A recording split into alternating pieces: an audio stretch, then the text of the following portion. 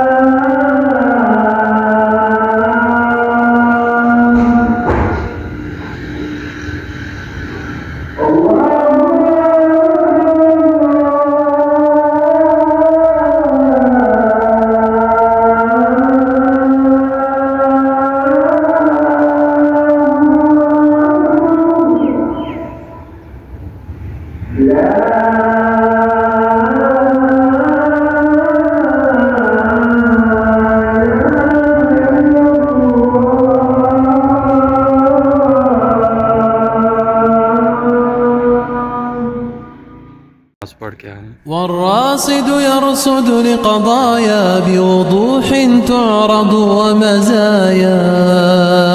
طرح له مزايا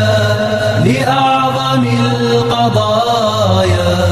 طرح له مزايا لأعظم القضايا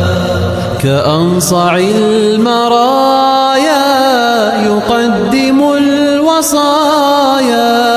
يقدم الوصايا كأجمل الهدايا طرح له مزايا لأعظم القضايا طرح له مزايا لأعظم القضايا يقدم الوصايا كأجمل الهدايا كأجمل الهدايا والراصد يرصد لقضايا بوضوح تعرض ومزايا